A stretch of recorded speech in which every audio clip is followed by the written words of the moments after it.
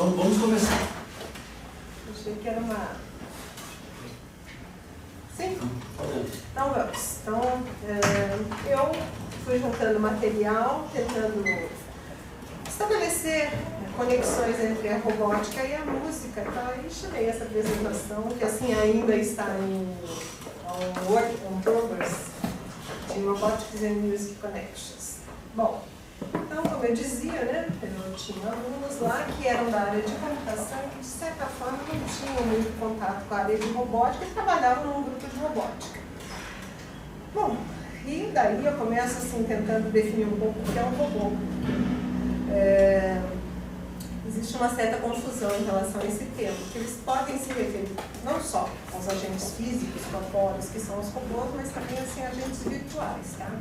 Mas, de um modo em geral, eles tendem a fazer algumas ou todas dessas ações aí. Se locomover, operar algum aparato mecânico, tá? Sentir, em geral, eles têm sensores, tá? E manipular o seu ambiente e exibir algum comportamento inteligente. Então, para nós da área de robótica, quando se fala em robô, nós imaginamos que ele vai ter sensores, que ele vai ter atuadores, que ele vai ter alguma inteligência. Agora, além disso, existem também os robôs virtuais. Então, todo mundo aqui já aconteceu de entrar num determinado site, daí recebe uma mensagem para digitar algumas letras para descobrir se você não é um robô. Em geral, você recebe aquela mensagem para certificar de que não é um robô. Ou seja, existem agentes na internet, principalmente, né, que estão assim, o tempo todo monitorando e coletando dados. E isso também é considerado, nós chamamos agentes, tá, na robótica. Mas assim, há quem chame isso de robô e, mais tecnicamente, bots, os bots, tá? Bom, uma outra definição é que o robô é uma máquina que pode ser programada eletronicamente para executar uma variedade de tarefas físicas ou ações. Então, por exemplo, vocês têm assim, uma área muito conhecida aqui no Brasil, mas a área de domótica, por exemplo, que são os prédios inteligentes. Então, você entra, e daí tem alguns prédios assim, na Arábia, por exemplo, os prédios que se movem de acordo com o vento, prédios imensos mesmo. Então, assim, coisas muito sofisticadas. Agora, o que eu achei muito curioso quando eu comecei a minha história dos robôs é que eu fiz uma pesquisa assim, robótica e arte, e tem um brasileiro que já atua nessa área há bastante tempo, que é o Eduardo Kac, que ele fica em San Diego, se não me engano, tá? E ele fez um primeiro site com informações a respeito de robótica e arte, que ainda é algo assim, que é uma referência, tá? E daí, chegando lá, eu vi que as referências dele iam na época antiga, e daí eu comecei a pesquisar na Wikipedia. E daí eu vi que a primeira referência de robô, quer dizer, a primeira que eu achei foi Ctésibus, na Grécia Antiga. Daí eu entrei de novo, era 300 a.C., se não me engano, vou passar por lá. Entrei de novo, algum tempo depois, para continuar uma outra apresentação lá, vi que tinha um pouquinho antes uns chineses, tá? Antes do Ctésibus. Daí eu entrei um pouquinho antes e eu achei essa referência aqui, que eu acho que é a mais antiga de todas, tá? Que no século III a.C. existe um relato muito curioso de um autômato envolvendo um encontro entre o rei de Mu, de Zhou, e um artífice chamado Yanxi. Isso foi cerca assim, de, aqui tem, 977 a.C., mais ou menos, que eles, o relato é o seguinte, eu achei tão curioso que eu até resolvi copiá-lo, tá? O Yanxi apresentou um humanoide para o rei, tá? E o rei olhava para a figura atônito, tá? Então o humanoide, ele andava, ele movia sua cabeça para cima e para baixo, tá? O artífice, o Yanxi lá, tocou o seu queixo e o humanoide começou a cantar. E esse relato de 300 a.C. a respeito de 800 a.C., tá? Afinado, tá? Tocou a sua mão e ele fez uma postura, mantendo o tempo perfeito. Daí, conforme a performance foi se desenrolando, piscou o olho e se dirigiu às damas que estavam as damas que estavam na plateia, tá? E daí o rei ficou furioso e daí se dirigiu ao autômato e quebrou o autômato. E daí ele viu que ele era feito, daí tem a descrição lá de peças assim que tinham couro, ó, tem aqui couro, madeira, adesivo e lata, tá? Colorida com branco, preto, vermelho e azul, né? E daí, examinou mais proximamente, o rei achou todos os seus órgãos internos completos, tá? Então, assim, tinha, já não me lembro mais das palavras, mas assim, coração, pulmões, fígado, estômago e intestino. E sobre eles, músculos, ossos e juntas, né? E mais pele, dentes, cabelo, tudo artificial. Então, o rei, ele tentou arrancar o coração dele, tá? E descobriu que a boca não podia mais falar.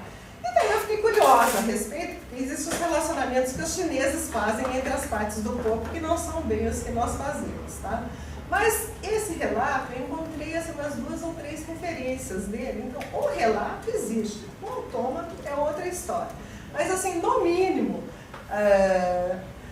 nós concluímos que em 300 a.C. havia alguém que queria fazer um humanoide, tá? Que sonhava em construir um humanoide artificialmente. Mas assim, na verdade, isso é muito mais antigo, porque acho que desde que o homem começou a fazer esculturas com a forma humana, ele já começou a sonhar de alguma forma da vida aqui. Mas aparentemente houve alguns exercícios nesse sentido, tá? Então, assim, caminhando ainda na China, tá? Tem na dinastia de Han, existem relatos de que foi feita uma orquestra mecânica, autômatos voadores, peixes mecanizados, anjos e dragões e capibiras, que acho que são aqueles bules que servem chá automaticamente. E não é difícil que isso tenha sido acontecido, tá? Daí, em 580 a.C., tem um livro na dinastia de Sui, que é o livro das excelências hidráulicas. E depois, antes de Cristo não, é after, no ano Domini, tá? Desculpa, eu confundo essas representações, nós já estamos assim, pós-Cristo, tá? Também, na China, tem os pássaros mecânicos, peixes, espadas e monges que imploravam as garotas para cantar. Ou seja, é uma coisa assim que se não foi feito, se não é vero, é trovado, pelo menos assim, há boas evidências, tá? Bom, daí nós chegamos assim na história ocidental, estávamos na China antigamente. Nós temos então aquilo que foi a minha primeira referência que eu achei, que foi Ctésibios, tá?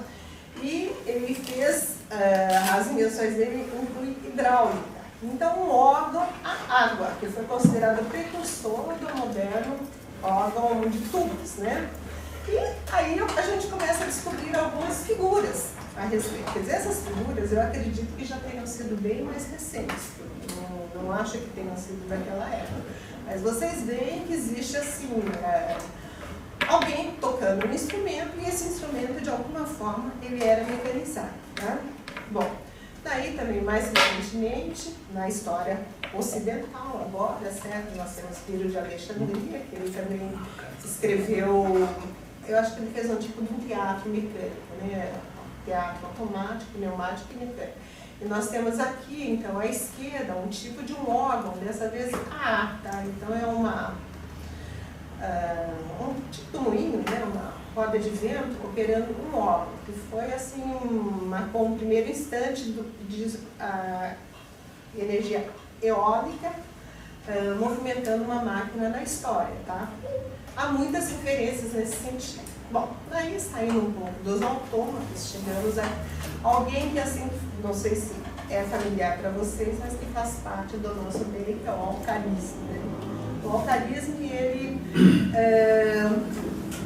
elaborou assim, regras para executar contas, tá? Usando os numerais indo-arábicos. E por causa disso, então, surgiu o termo algoritmo, que ele estabeleceu as regras, e a partir dessas regras, então, mais recentemente, assim, acredito que já depois da época do Babbage, começaram a se referir a essas sequências de passos para se executar uma ação, deram o nome de algoritmo. Tá? E, bom, esse selo aí é russo, né? É interessante que a gente vai começando a achar essas coisas e vai se perder. Também, assim, com relação aos algoritmos, esse daí já é velho familiar de vocês, como o Jonas me apresentou, o Guido D'Arezzo, tá? Então, aparentemente, ele desenvolveu um método para ensinar jovens a cantar e que, a partir daí, pelo menos em fiz alguns experimentos com composição algoritmo, mas o Guido D'Arezzo é sempre referência. Mas então nós temos o alcarismo, que trouxe o algoritmo, temos o Guido D'Arezzo, que ele trouxe assim, um método para, também utilizou o método. Tá? Mais recentemente também, um nome que nós sempre encontramos é Al-Jazari, tá? Ele fez um robô, e aí eu encontrei algumas figuras desse robô com 4 músicos automáticos que flutuavam num lago para entreter convidados em festas reais. Bom, o mecanismo tinha uma máquina programável com, acho que como é que chama? Registro. Aquelas coisas que rodam, né? Engrenagens que operavam percussão, tá? Então havia um tambor que poderia operar diferentes ritmos e diferentes padrões rítmicos através das cravilhas, acho que é cravilhas, se não me engano, as diferentes locações, tá? E esse Al-Jazari também, parece que o invento mais famoso dele, que nós encontramos em várias referências, é o relógio elefante, tá? Que foi o primeiro autômato que ele reagia com relógio mesmo, que ele operava a intervalos regulares de tempo. E esse relógio elefante aí, ele é encontrado em várias referências na área de robótica mesmo, como engenho, tá? Muito acurado. Bom, estamos em 1206, daí chegamos ao Leonardo da Vinci. Eu confesso que eu fiquei um pouco decepcionada, porque ele não fez nenhum autômato associado à produção sonora, porque o que eu mais encontrei de próximo foi esse humanoide. Ele fez um cavaleiro que respondia a uma batida de tambor. Então ele foi feito, acho que no fim da vida dele, para o rei Ludovico de Esforça, tá? E daí foi feita uma apresentação. Agora, disso tudo, o que me ficou claro é o seguinte: essas coisas todas foram feitas para o deleite de reis, tá? Então, se não houvesse aquela preocupação em preencher o tempo dos monarcas e animar as festas, bom, talvez a robótica tivesse demorado um pouco mais para acontecer. Mas aconteceu dessa maneira. E nesse curso aí que nós estamos organizando, apareceu uma foto da Angela Merkel com um autômata cumprimentando, um humanoide cumprimentando. Ou seja, até hoje ainda são feitas essas coisas para o deleite dos reis. Existem essas grandes encenações. Precisamos prestar atenção nos reis, tá? E quem sabe alavancar a nossa pesquisa dessa maneira. Bom, mais recentemente... A CNPq do Leonardo era eles. Você tem um robô que você vira ele. Na verdade, você agrada ouvir. Esse robô aí, ele foi, parece que ele está em Berlim, ele foi reconstruído. Agora, se vocês procurarem na internet um robô de Leonardo, o Cavaleiro de Leonardo, parece que foi construído em San Diego, que conseguiram que ele andasse, aparentemente ele andava um pouco, com engrenagens de madeira. Tem todas as engrenagens lá. Eu achei essa figura aí mais bonita. A outra talvez seja mais verossímil do que essa, tá? Mas como do ponto de vista de apresentação é muito mais interessante. Bom, chegamos então ao Charles Babbage, em 1780, que ele criou a máquina diferencial, que de certa forma foi o modelo do primeiro computador, tá? O modelo conceitual. Então, achei muito interessante essa figura, mas eu não consigo ampliá-la. Quando eu amplio, eu perco a resolução e fica uma droga. Mas a máquina diferencial está aqui, nessa região, e pela técnica aplicada, eu acredito que tenha sido assim, feito na época mesmo, tá? Agora, já essa engrenagem aqui foi feita pelo filho dele, tá? Henry Prevost Babbage, usando partes que ele achou no laboratório do Charles Babbage. Então isso aqui é da época. Porque a história diz o seguinte, isso daqui foi feito, acho que, não sei se está na Inglaterra ou na Alemanha também, foi feito posteriormente para provar que era possível construir um computador como o Babbage imaginava, com a tecnologia da época. Mas nunca, enquanto ele esteve vivo, a máquina foi construída. Ele recebeu, acho que, dinheiro do governo inglês durante 10 anos, cerca de 17 mil libras, era uma fortuna na época. Até que ele foi perdendo a credibilidade e parou-se por conta disso de ter recursos, enfim. O modelo todo foi conceitual. Ele tinha,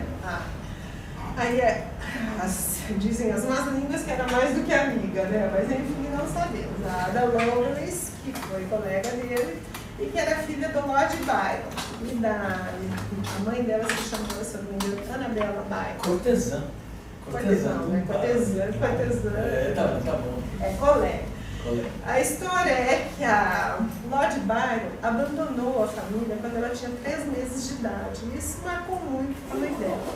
Daí ela não queria que ela tivesse assim, contato com uma coisa conturbada que era o Byron, né? E deu uma educação de altíssimo nível. Ela teve muitos professores matemáticos da área de exatas, então ela teve uma educação diferenciada na época, principalmente para uma mulher, porque assim, as mulheres não tinham esse tipo de educação.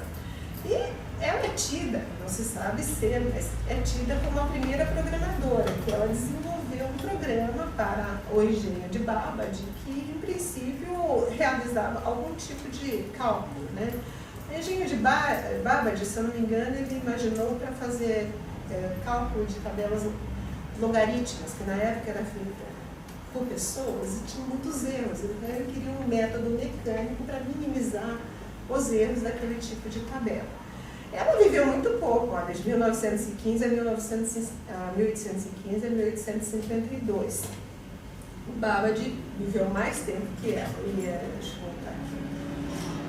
Nasceu em 1791, ela nasceu em 1815, quase 20 anos de diferença, morreu antes, tá? Então teve uma vida curta, mas deixou sua marca na história. E também mais ou menos nesse período, daí eu estou assim meio viajando um pouco, mas para chegar nas coisas que nós utilizamos no nosso trabalho, Charles Darwin, que foi de 1809 a 1882.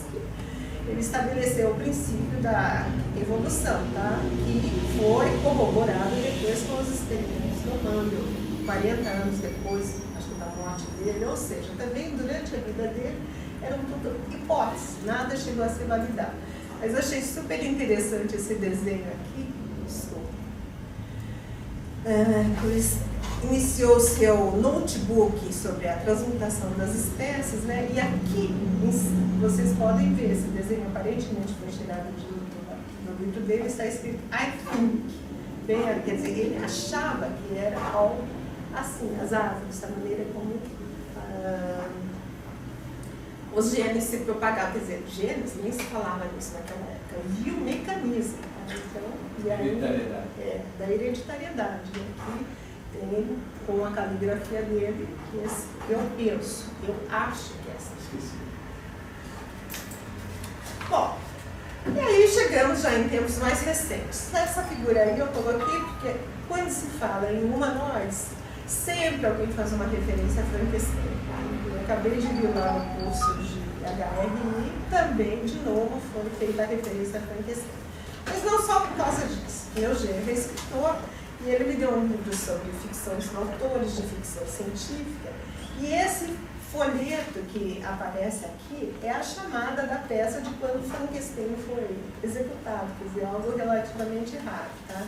Mas curiosidades da época, então nós tivemos Mary Shelley, que escreveu sobre Frankenstein, Edgar Allan Poe, que também esboçou algo que parecia um robô, que era The Man That Was Used Up, e Edward Page Mitchell, o homem mais hábil do mundo, né? Então, assim, o quanto essa coisa do humanoide estimula a imaginação não só dos cientistas, mas dos escritores também. E aqui, finalmente, temos cunhado o termo robô, tá? Que apareceu em 1920, que foi o escritor tcheco, Karl Popper, que escreveu uma peça que seria Os Robôs Universais de Rossum. E essa foto é das pessoas ensinando a peça dele. Essa peça ele era tcheco, mas depois ela foi levada para a Inglaterra em 1921 e depois para Nova York, acho que no ano seguinte. E daí eles traduziram o termo robot, que quer dizer escravo, em tcheco, tá? Trabalhador braçal, basicamente isso. Eles mantiveram o nome e passaram para robô. E foi aí que a palavra robô foi inserida na língua inglesa e ficou até hoje, tá? E hoje, assim, se vocês buscarem referências muito mais antigas, antigamente se falava autônomo, atualmente se fala robô, tá? Mas foi por causa de uma peça de teatro. Eu achei muito curiosa essa foto. Olha os autores, porque aqui são três atores que eles estão fazendo o papel dos robôs, mas eles são muito parecidos com o Dr. Spock do Jornal das Estrelas, né? Então, assim como um vai influenciando o outro. Bom, e aí chegamos, né, em 1942, Isaac Asimov, que daí ele escreveu o livro Eu, Robô, e que ele introduziu as 3 reis da robótica, que são famosas até hoje, mas que ninguém... Ainda não é o caso dos robôs adotarem eles não são tão inteligentes assim a ponto dessas leis se tornarem válidas, tá? Mas as leis são que um robô não pode injuriar, machucar de nenhuma maneira um ser humano, ou por inação permitir que ele seja injuriado. Ele deve obedecer ordens dadas para ele por seres humanos, ou seja, ele se subordinar, exceto ordens que entrem em conflito com a primeira lei, e ele deve proteger sua existência. Então foi colocado nele um mecanismo de autopreservação, tá? Desde que a existência do robô ele não entra em conflito com a primeira e com a segunda lei. Bom, então assim são leis assim, pensadas, elaboradas, tá? E o Isaac Asimov ele tem toda uma coleção de livros em que ele explora diferentes aspectos dessa lei, ou de como se tenta burlar as leis. Para quem gosta, é muito interessante. Bom, então nós chegamos assim em 1948, 49. Eu acho que, na minha opinião, é o primeiro robô que aconteceu. Vamos ver se eu consigo achar essa referência, porque é um videozinho super interessante.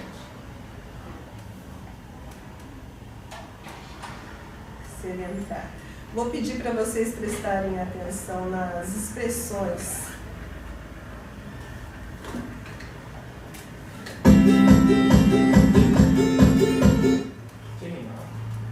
Parou? Não é que você tem que clicar lá pra você clicar.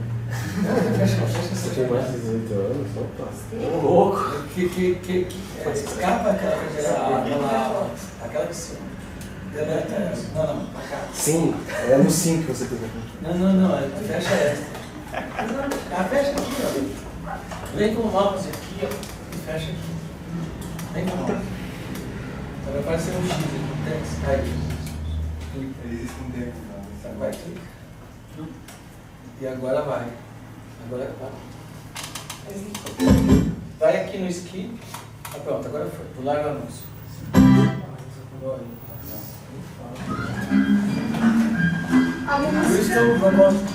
In a simple villa on the outskirts of Bristol lives Dr. Gray Walter, a neurologist, who makes robots as a hobby. They are small and he doesn't dress them up to look like men. He calls them tortoises.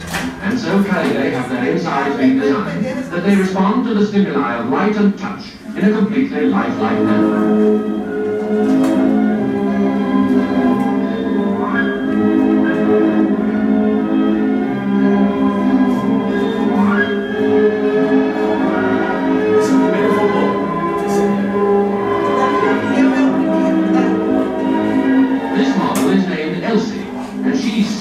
Out of a photoelectric cell which rotates above her body. When light strikes the cell, driving and steering mechanism sends her hurrying towards it. If she brushes against any object in her path, contacts are operated that turn the steering away, and so automatically she takes avoiding action.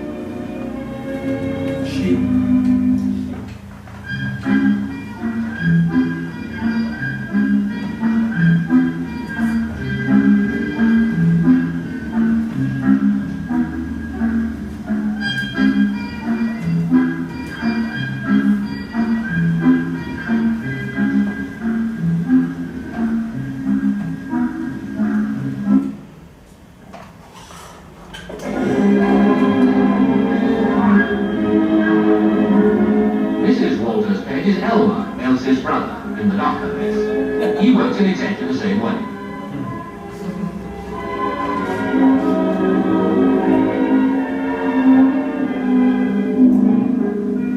Dr. Walter says that his electronic toys work exactly as though they have a simple two-cell nervous system, and that with more cells they will be able to do many more tricks.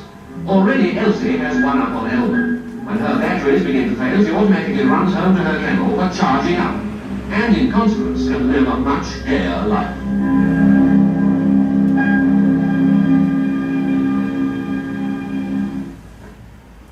Bom, eu achei super interessante que esse realmente é um robô, porque eles têm parte móvel, tá? Ele tem motores, ele tem sensores, ele tem alguma inteligência, porque ele busca fontes de luz e depois ele abandona a fonte de luz. Ele é o robô, é o Adão do robôs, é o que deu origem do que era. Mas curioso é que ele tem 2 neurônios, tá? 2 neurônios, que ele faz se ele tiver mais... Mas também de lá para cá, não veio... Onde é que está o PowerPoint agora? Se você clicar no PowerPoint. De lá para cá, não houve assim... esse robô aí, ele é equivalente, eu achei muito parecido com esses que nós usamos. O Create, aquele que você coloca sobre a mesa, o tipo de movimentação. E também eu tenho um no CTI que ele faz isso. Ele, quando a bateria dele começa a baixar, o Create também faz. Quando a bateria dele começa a ficar baixa, ele vai para a casinha dele para recarregar. Tá? Existe um mecanismo lá, ele identifica onde está e vai. Quer dizer, tudo isso está nesse primeiro robô. Pelo tempo, foi feito em 1948, 49, ele é o primeiro robô. Agora, aqui é onde eu cruzei com a história da robótica e foi por causa dessa foto. Tá? Um colega meu resolveu, falou assim, olha essa foto do Picasso. É o Picasso desenhando um centauro no espaço com uma lâmpada. Assim, por que nós não fazemos isso com o robô? Nós tínhamos, na época, um Puma lá no CTI. Bom, oficialmente, o primeiro robô industrial é o Puma da Unimation. Tá? Então, o Puma é um programa do Universal Machine Assembly. Esse Puma, que é da Unimation, foi comprado do CTI, quando eu entrei lá em 86, se não me engano. Ele já estava lá para estudo. É um dos primeiros robôs do mundo. E daí falou, tá bom, então vamos fazer. E daí nós começamos a fazer esses testes, dessa forma que nós fizemos, então colocar uma lâmpada no robô e fazer desenho com eles no espaço. Esse robô, você colocou a época, quando que eles finalizaram? O Puma, ele veio, deixa eu ver, eu tenho aqui.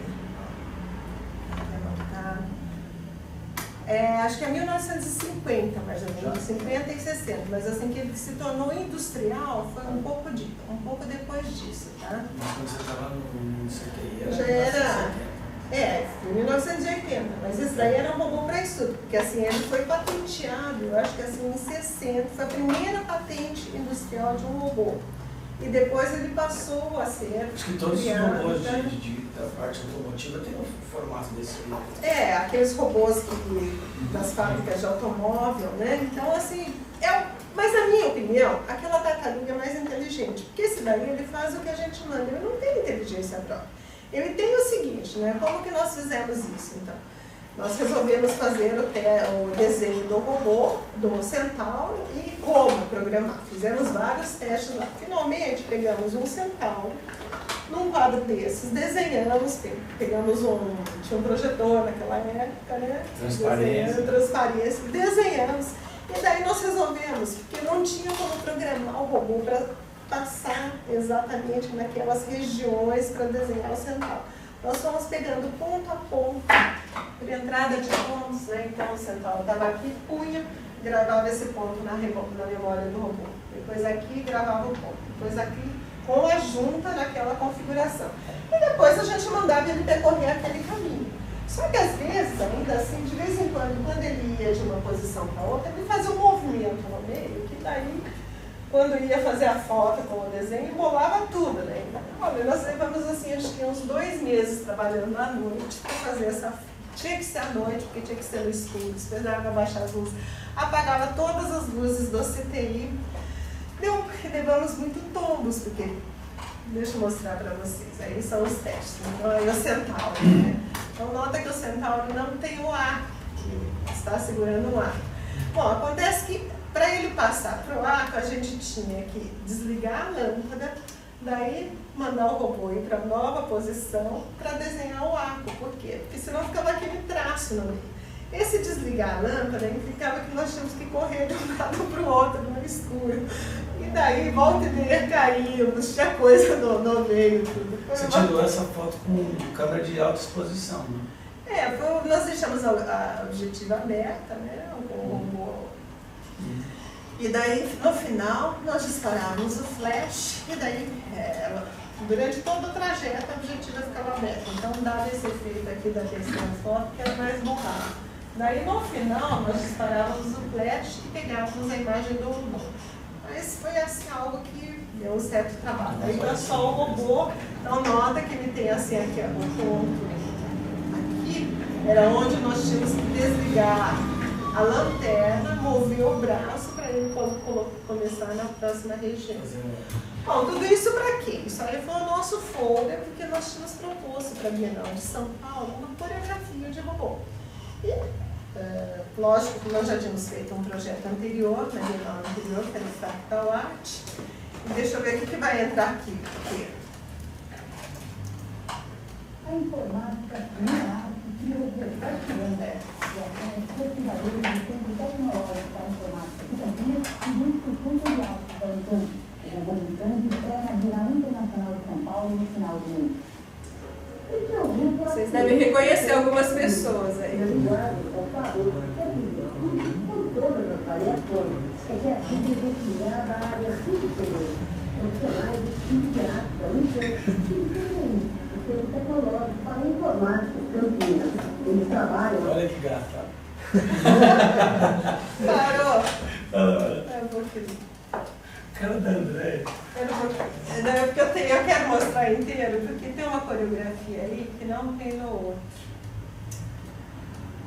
Vamos ver. Como é que tá o Finder?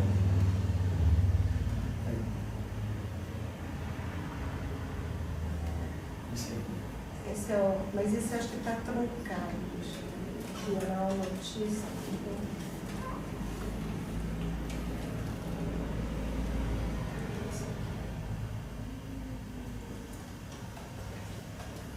A informática não é arte que o robô criança. A criação de pesquisadores do Centro Tecnológico para a Informática de Campinas e do Instituto de Artes da Unicamp. O robô Unicamp estreia na Bienal Internacional de São Paulo no final do mês. Esse é o grupo asterisco ponto asterisco. Na linguagem computador, quer dizer tudo com todas as variações. É que aqui tem gente ligada a áreas bem diferentes.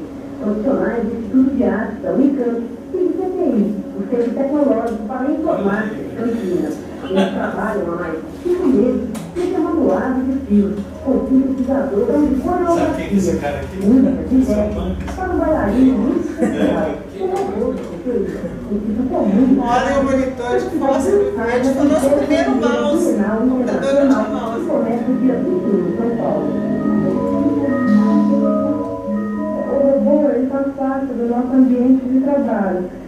Participando de ambos os ambientes, o ambiente artístico e o ambiente da tecnologia, pelo jeito a gente passa a olhar para os nossos instrumentos de trabalho de uma outra maneira, tentando fazer aplicações desse instrumento num outro ambiente. Então surgiu daí a ideia de utilizar o robô numa coreografia, fazendo os movimentos de um bailarino. Como é que é fazer música? Nossa! Justamente é um novo suporte. O robô é um gesto do robô. Tem uma linguagem específica, tem um suporte muito especial. Ele está tentando desenvolver agora essa técnica de composição coreográfica para uma máquina que antes só servia para fazer gestos mecânicos. A gente está descobrindo o suporte artístico dele. Acho que arte e robô combinam bem. Combinam muito bem. Aliás, o robô é uma extensão da cabeça do artista, da cabeça do homem. Os criadores do projeto não vão estar na Bienal. O robô dançante vai ser controlado por um equipamento especial para cumprir uma programação de meia hora que repete depois de pequenos intervalos. O mundo que vai ser apresentado agora e que faz parte do espetáculo é Cumbica, porque lembra o movimento de uma criança brincando de avião.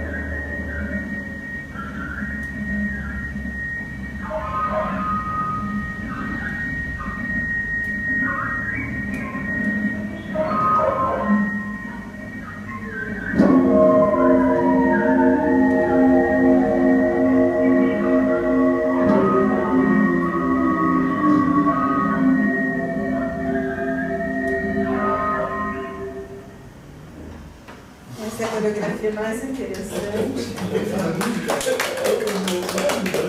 Muito legal, muito legal.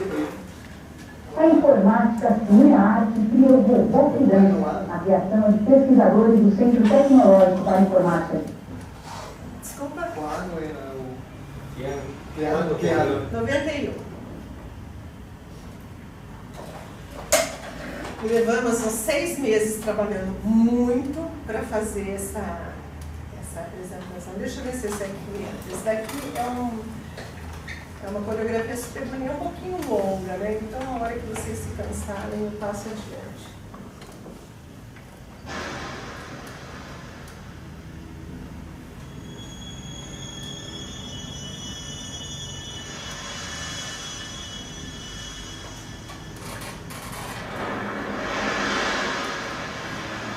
Super bem filmado aqui. Foi feito pelo pessoal da Videovídeo, Denise e a Laura. Mas tá muito bem filmado. Então, eu tenho vídeos profissionais disso que agora eu vou ter que recuperar, sabe? Então, Olha que lindo.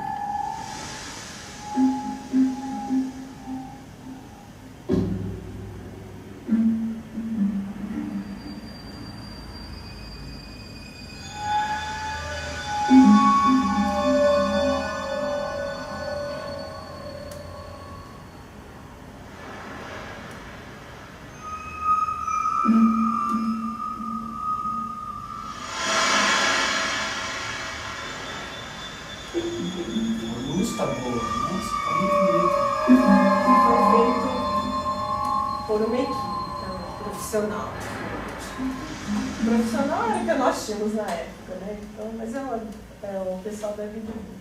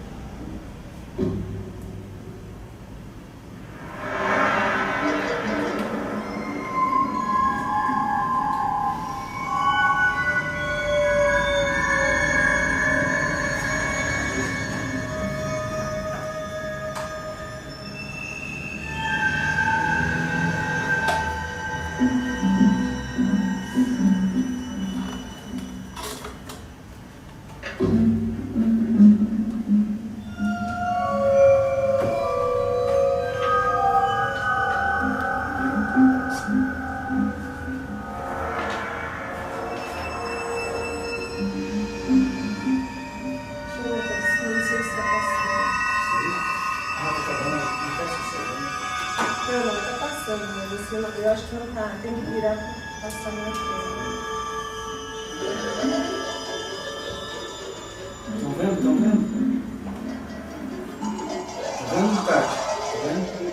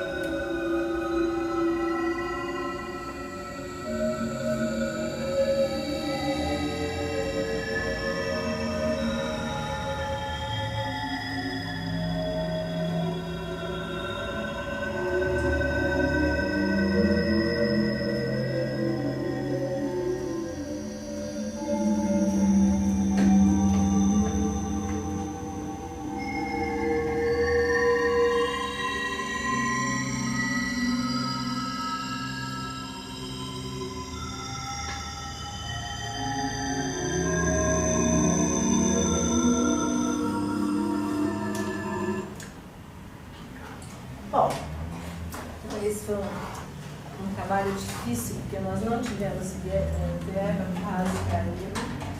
Com 2 meses exposto, a Josué fez toda uma máquina que você ligava um botão e daí tudo acendia, começava a funcionar. E daí assim foi feito. Além disso, havia na instalação, esses são slides que eu escaneei, porque eu preciso, fazer um tratamento com eles, mas havia televisões, um conjunto de televisões, uma câmera filmando o robô, passando nas televisões, de maneira que as pessoas na TV, elas também passavam a fazer parte da instalação junto com o robô. E houve uma performance com um bailarino, né, quase para ver um bailarino, um casal que fizeram uma apresentação na Bienal com o robô. Tá? Então, assim, exploramos esse trabalho ali, meio que já virou minha característica, cada trabalho vira um laboratório, né? E ele deu origem a outro trabalho, que é o Seres de Aurora. Esse trabalho foi apresentado no Sesc Pompeia, ficou exposto lá durante 3 meses e era uma instalação para um público infantil. É o Ian que está ali? É o Ian e André. Então, o Ian e André. Tá? Esse Seres de Aurora também veio do título de um conto do Isaac Asimov, que é os robôs de auroras, algo assim. E o que nós fizemos? Nós, então, criamos sequências de movimentos e sequências sonoras. Daí as crianças iam lá e se concatenavam as sequências de movimento e as sequências sonoras, e daí disparavam as duas e começavam a tocar. Então elas atuavam como engenheiros e artistas. Tá? Então ficou... Eu tenho um videozinho, mas acho que eu vou pular, porque assim é mais uma reportagem, não é exatamente interessante. Bom, daí entramos na fase da criatividade computacional, que foi... Não coloquei aí, talvez devesse ter colocado, porque eu estou aproveitando para reunir o material para colocar no site. Mas tem o ato contato, que é o sapato da Cristiane, tá? Um sapato sonoro, mas falando assim, enfim, né? Fica por uma outra apresentação. É que não está diretamente relacionado com o o ato contato, ele é um dispositivo. E aí, então, deixei de fora. Que deixa de ser legal, mas assim, eu falei, de repente eu vou fazer uma outra apresentação para o lado dos dispositivos, aí foi para o lado dos robôs. Foi quando começamos a trabalhar eu comecei a fazer minha tese de doutorado em criatividade computacional e assim, meio que comecei a explorar o conceito de arbitrariedade, que basicamente é isso, se você tem, é uma busca entre projetos artísticos que resultam de uma parte automática e outra parte humana. Tá? E ele meio que fica aí no meio do caminho.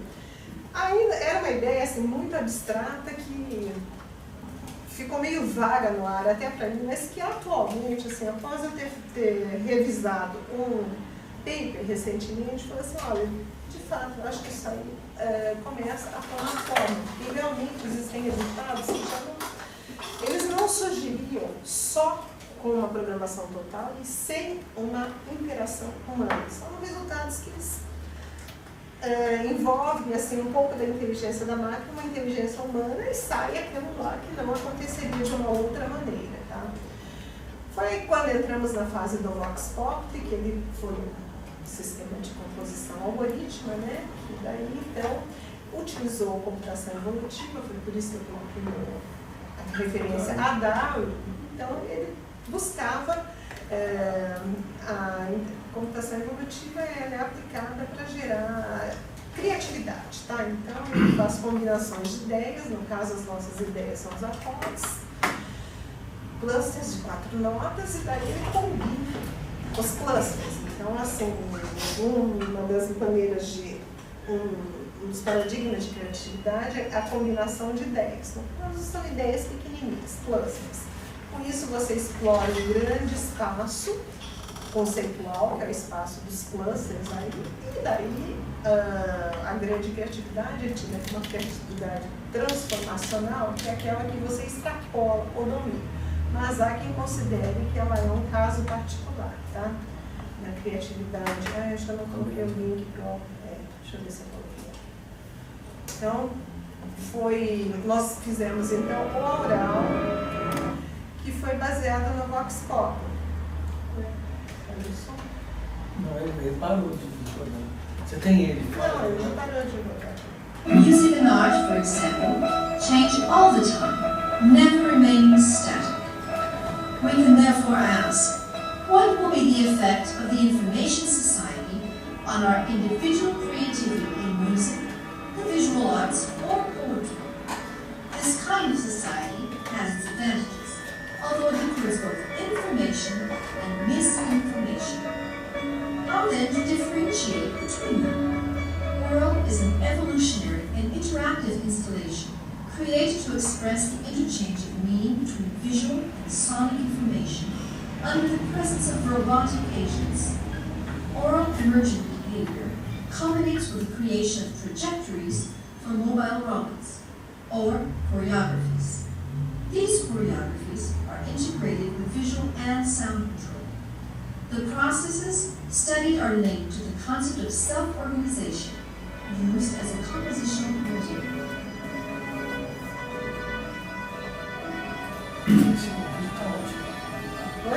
JVox, the system that sonifies the trajectories in the aural, is an unfolding of Vox Populi environment, also based on evolutionary computation.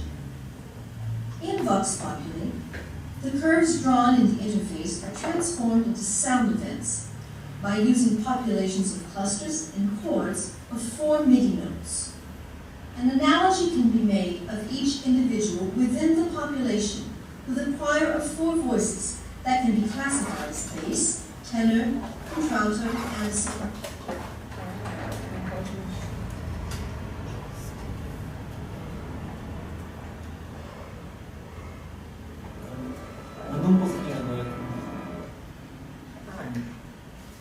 Eu só fui tirar o mouse ali. Volta pra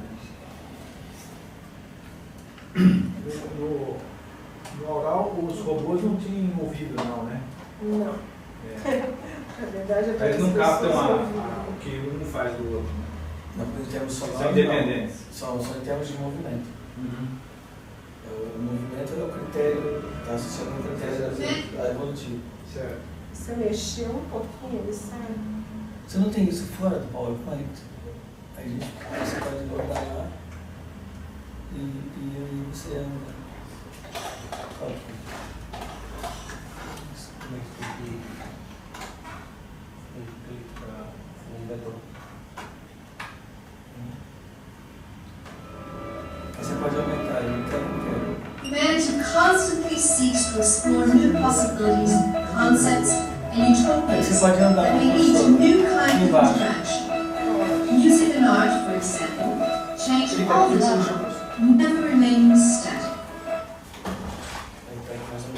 These choreographies are integrated with visual and sound control.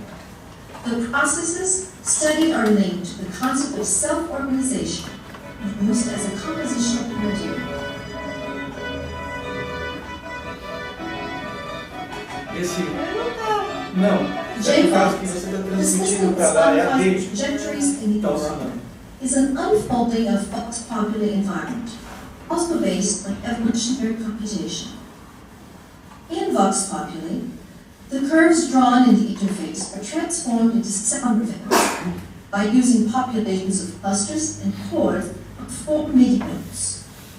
An analogy can be made of each individual within the population with a choir of 4 voices that can be classified as bass, tenor, contralto, and soprano. At each step of the evolutionary process, a new sonority is created. The choir with the highest fitness is selected and set to the MIDI board to be played. Like in the Vox Populi, in the aural, curves drawn into the JVox interface and transmitted as a trajectory to a mobile robot. A red line is drawn by the user and sent to the robot as a trajectory to be translated into movements. The robot is observed by an eye that estimates the location of the robot in the area and sends it to JVox. A blue line represents the actual robot's path, observed by the vision system. Both curves are used to control the sound production.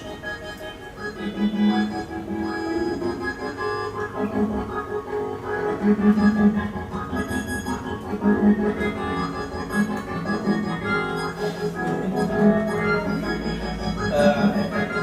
taxa de transmissão vital.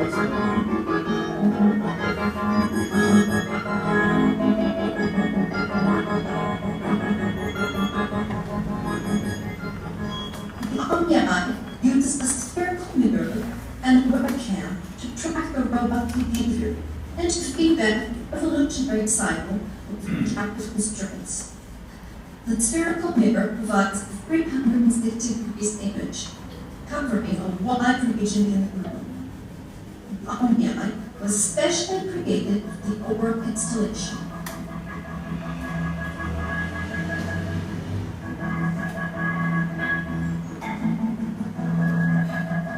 Essa foi a performance que foi apresentada na Galeria da Unicamp. A Adriana foi nossa artista. Eu estava lá. The robot and the translation in sound was developed aimed to verify the capability of the Vídeo tem na internet com o som do melhor. subjects from simple interactions between mobile robots. The evolutionary agents of the system.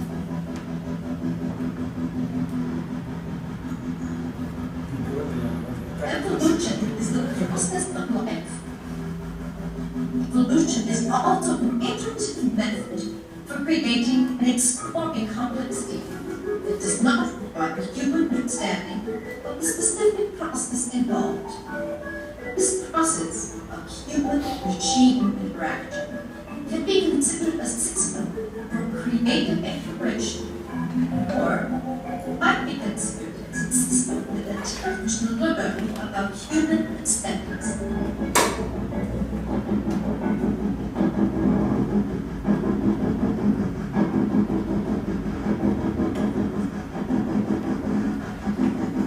In the oral environment, man and machine should work together, interact in a new way, producing results that can otherwise not be produced themselves individually.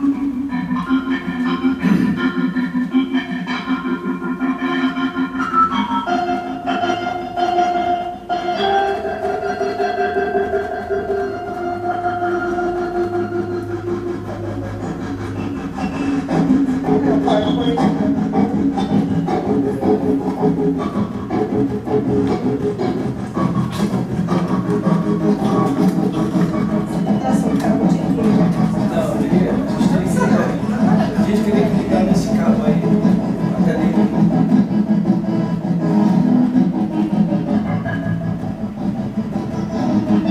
Olha, eu fico chateada porque a música tá super. Essa coisa soluçante aí não é nada do que. É um remix.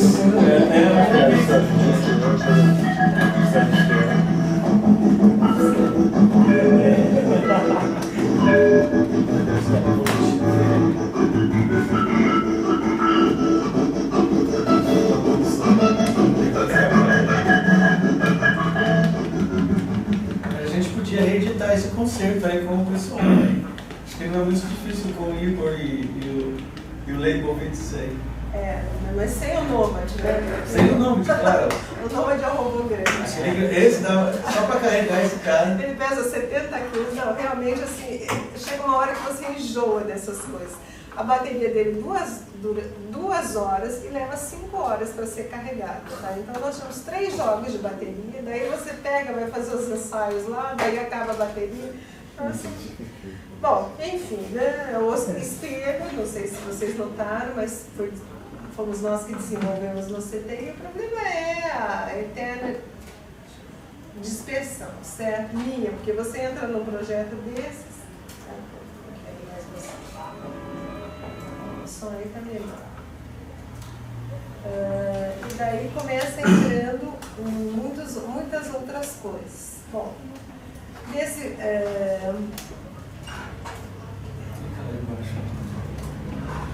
interatividades que existem nesse projeto, várias. Existe a pessoa que desenha uma curva para o computador. Essa curva funciona como meio que um atrator sonoro de acordo com o sistema evolutivo. Tá?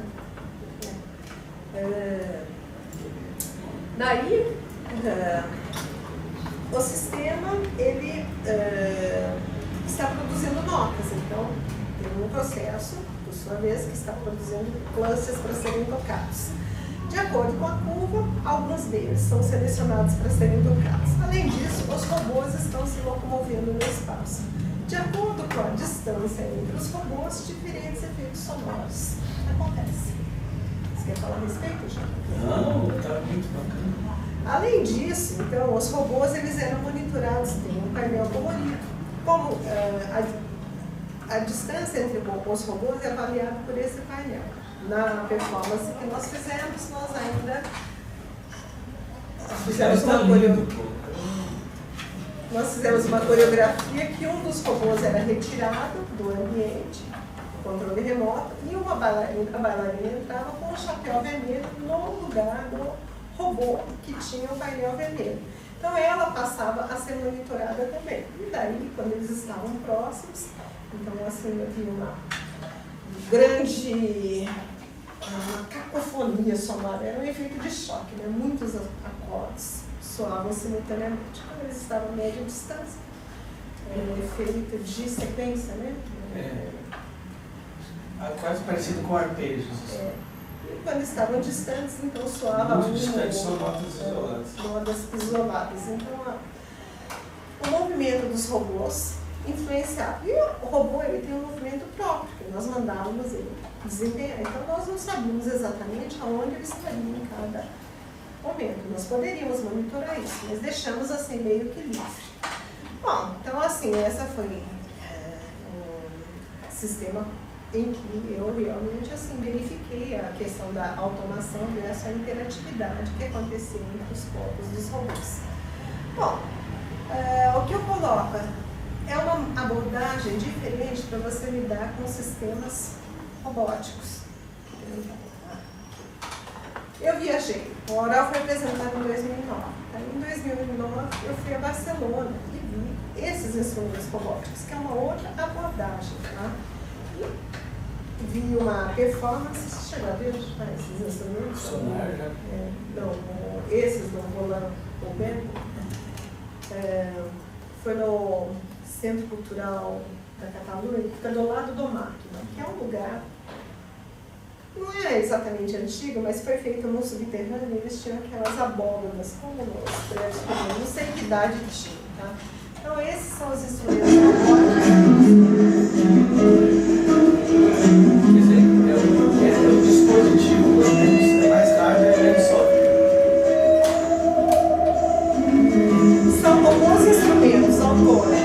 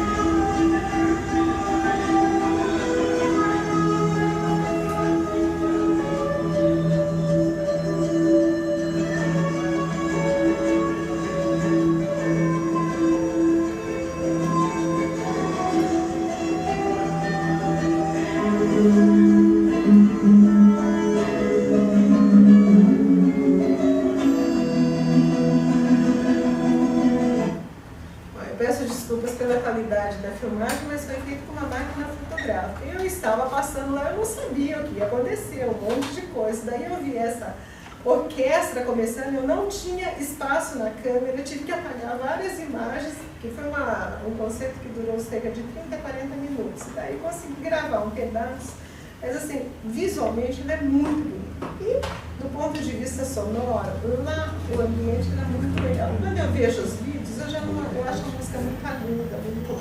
Mas no ambiente, a performance era que muito. A câmera realmente corta os dados. Corta os dados. Mas se vocês virem na internet, procurarem, tem vários vídeos dele. E daí é muito difícil filmar isso, porque o bonito são os instrumentos tocando. Mas daí você vê ele se movimentando. Quando você pega o todo, você perde as partes se movimentando. Quando você chega na parte que é bonita, vê, aí você perde o conceito do todo. Então é algo difícil de se filmar. Mas eu acho que esse caso aí é uma evolução da caixinha de música. É uma outra vertente. A minha apresentação foi robótica, conexões robótica e música. Então, assim, existem diferentes vertentes acontecendo. Aí eu acho que ele é um roboticista que faz robôs que tocam, tá? Eu até trouxe uma caixinha de música. Depois, também nesse mesmo evento aí, eu vi alguns... Só que eu não filmei, porque eu estava sem espaço, mas que eu achei muito interessante. Esse daí é um japonês que trabalha, então, esses vitrola, né, antiga, só que ele colocou vários braços no vitrola. Então, é um disco que está tocando, mas com várias leituras. Então, é um instrumento analógico antigo, mas isso aí é só por curiosidade, não chega a ser, não é o que eu considero, pelo menos um robô. Agora, esse aqui eu achei ótimo. Ele lê a mesma trilha? Mas em lugares diferentes, né? Você está misturando tudo simultaneamente. Deixa eu ter uma ideia genial. 3 braços. Qualquer disco que você puser lá, vai, sei lá, um monte de acordes. Cluster, sei lá. Depende do disco, é claro. É o que você faria, por exemplo, exatamente. No editor de som, pegando a mesma música e fazendo um shift. É uma versão analógica de um looping. O que eu mais gostei foi esse do meio. Isso aqui é uma ampola com 2 peixes dentro, tá? Ampola como? Uma ampola desse tamanho, assim, tinha água e tinha 2 peixes dentro. Vivos, nadando. Peixinho eletrônico. Não, era vivo. E o movimento dos peixes gerava música. Era muito engraçado isso aí. A música era muito esquisita, mas eu achei divertidíssimo. Nós já pensamos em fazer isso, lembra, Jonas? Fazer E como é que eles captam os movimentos dos peixes? Então, aí eu não me lembro se era via câmera ou se havia, porque eu tô vendo que tem uns fios aqui, tá vendo? Levava choque, os bichinhos. Mas isso faz me lembrar a piada de japonês que trabalhando com a cara, depois eu... Pode ser. Não, é com uma câmera você faz isso hoje em dia, porque é a mesma coisa que nós fazemos com... Você pega, de acordo com, sei lá, o movimento do vídeo, você pode associar efeitos sonoros e pronto, tá? Você faz a sua estratégia. O Marcelo Vanderlei, o mapping. É um mapping. Depende do mapping. É um mapeamento, é exatamente isso. E esse daqui eu também gostei muito, assim, olha, essas tiras aqui são discos de vinil recortados, tá?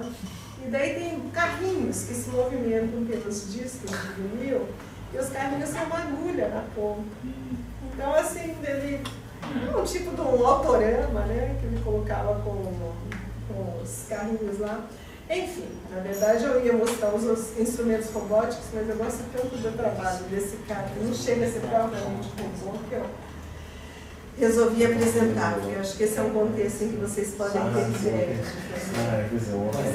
O Yuri. Hã? O Yuri. Vou mostrar pra ele, né? Eu nunca consigo mostrar, cadê meus alunos? Ó, não estão aqui, tá vendo? Hã? Acho que sim, né? Mas eu faço a apresentação para eles. Tá lá o vídeo, você pode pedir para eles olharem, né? Mas eles merecem, não. Pelo caso eu pego ali uma página. E a partir do Aural 1, nós fizemos uma variação que seria o Aural 2. Eu não tenho nenhum vídeo do Aural 2 para apresentar. Mas então, isso foi apresentado no SESC. 2012? 2011, acho. 11? Nossa. Nós fizemos esse. Nós temos essa ameba ainda lá em algum lugar no CTI? Tá no CTI. Eu podia trazer para o Nix. Vamos ver se guardar isso aqui. Olha, isso aí pode, como elemento, esse computador aqui, mas podia até ser colocado no teto, entende? Uma parede assim, deixar. No pé. Ela quantos centímetros assim? 30 centímetros. Aqui, ó. Não cabe aqui, ó. Sei lá, não sei, eu tô pensando em algo. Porque senão a gente vai ter que jogar fora. Tá estragando, precisa de um lugar para todos sair. Bom, esses robôs, eu não sei se vocês já chegaram a vê-los, mas se você ligar sobre uma mesa, ele tem um sensor de borda. Então, assim, quando ele chega na borda, ele retrai, tá? Nós colocamos, então, esse tablado foi projetado de maneira a ter regiões de diferentes extensões. Então, havia regiões com 2 robôs, 3 robôs e um único robô, e um buraco. Então, conforme eles batiam, uma câmera monitorava os robôs e daí provocava efeitos nessa tela que está aqui atrás. O Adolfo diria que é um problema topológico. Vai evitar morte. Exatamente. Topológico, já tem um buraco no meio para deixar claro isso. Essa matriz, então, na televisão havia uma matriz de células sonoras, que são essas aqui, essas células que tinham diferentes sons, e daí, de acordo com o movimento dos robôs, provocava uma seleção de uma célula da matriz, e essa célula era disparada. A partir dela, então, ela vinha para o meio ambiente, e havia um microfone que estava capturando o som do meio ambiente. O som, por sua vez, poderia ser reinserido na matriz. As pessoas também poderiam interagir com o microfone, inserindo sons da matriz. Bom, a interação, então havia vários tipos de interação com os robôs, a interação através da câmera monitorando e a interação através das pessoas. E aqui tem os vários tipos de interatividade que aconteciam, tá? Então isso aí está no artigo que nós precisamos terminar, né? Então, fizemos uma correlação com a teoria dos sistemas, teoria geral dos sistemas, o quanto o resultado, o produto é assim o resultado da interação. Aí tem vários tipos de interação que ele denomina, tá? Bom, aqui ficou colocado da nossa experiência com os 2 auróis, dois aurais. Ainda bem que são anais também, né? É a questão da estrutura. Então, assim como no aural 1, você tinha a computação evolutiva selecionando acordes de acordo com o critério, então assim, a música era mais estruturada, aí é uma música mais desorganizada, mas é interessante também, tá? Então são paradigmas diferentes que foram explorados com os mesmos dispositivos, os robôs, mas de maneira gerando um resultado completamente são muito diferentes uns dos outros, mas eu infelizmente eu não achei. Depende muito do tipo de banco de sons que você tem. Por exemplo, se você colocar a Mozart aí, igual o jogo de dados de Mozart, entre os encontros e as colisões e evitar a borda, certo número de acordes lá de Mozart, vai soar um Sim, se o sistema fosse um sistema fechado. Porque isso aí funciona como não, eu sei, mas essa sistema aleatório. A gente está, mas aí o microfone é justamente para produzir uma realimentação nas células, de acordo com os visitantes. Mas então, isso significa colocar lá, em vez da distribuição de Mozart ser uma distribuição homogênea, ela vai ter um bias pela interação. Claro, aí tudo bem. Aí dependendo do tipo de interação, tipo de sonoridade, ou como as pessoas interagem com... Você está falando assim, que depende do tipo de som que você coloca lá, depende de quem é o autor, depende a música ser dirigida a um tipo de pessoa, depende muito de quem é o banco de som que você coloca. Sim. Tem uma influência enorme isso. Sim. Olha, aqui nós tínhamos 4 matrizes de sons, tá? Então, assim, uma era de som sintético, outra de som de jogos, outra de sons do ambiente, outra de som sonoros. Por exemplo, mas Então, só entrando nessa discussão, por exemplo, o Thiago está fazendo um sistema de recomendação, nada impedir que os robôs interagissem hoje, né? Pensando, recomendassem essas amostras, é muito parecido. tá. É isso. Bom, então, assim, acho que eu vou... Cara, são 10 para as 4, tá? Puxa vida, vamos parar um pouquinho para você fazer uma pergunta para as pessoas fazerem isso. Sim, não, desculpa. Sim e não, né? Porque Está assim... muito legal essa apresentação, incrível. eu acho. Tem um último aqui, eu vou apresentar só esse aqui, porque é algo que eu não sei se é para frente ou para trás, assim, porque eu vi muitas coisas robóticas, né? Então vamos. Isso aqui, acho que esse aqui. Eu tive que avaliar um artigo sobre esse trabalho, a questão de 2 meses atrás. Eu confesso que eu fiquei assim, confusa. Comparado àquele que você mostrou do esse.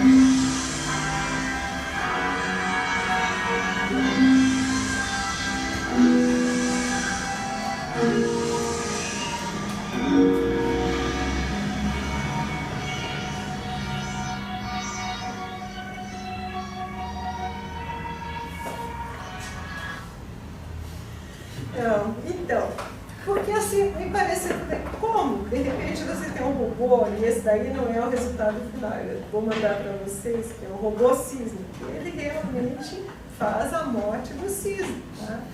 E daí, o robô parece que tem 150 apresentações em público, esse trabalho da Suécia, e ele morreu em palco.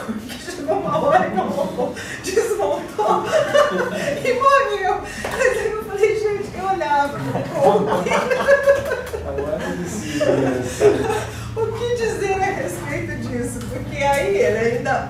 Quando eu vi esse vídeo, tem vários vídeos do coreógrafo programando o robô, eu achei que havia uma interação entre o robô e o coreógrafo, mas tão intensa, porque eles estão juntos, dançando juntos, tá? Então, assim, isso é algo que emerge desse tipo de trabalho.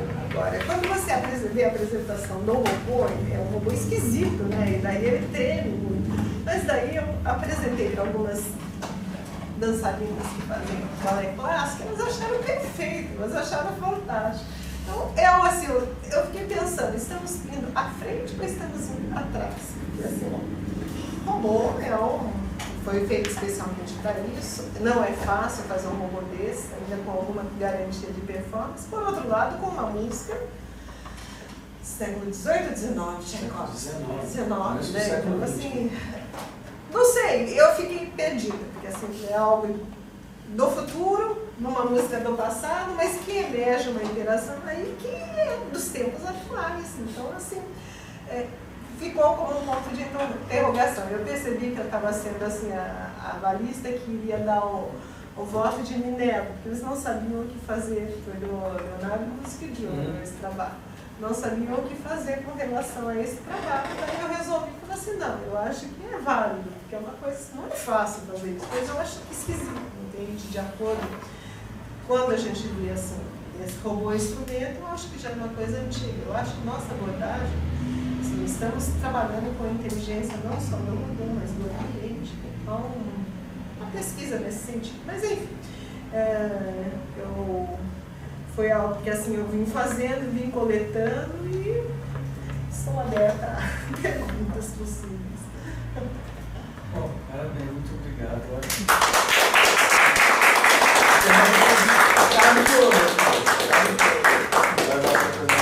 Muito legal. Gente, perguntas para termos, daqui a pouco eu e o Adolfo temos que sair, eu, o Adolfo e o Tuti. Nós temos que sair.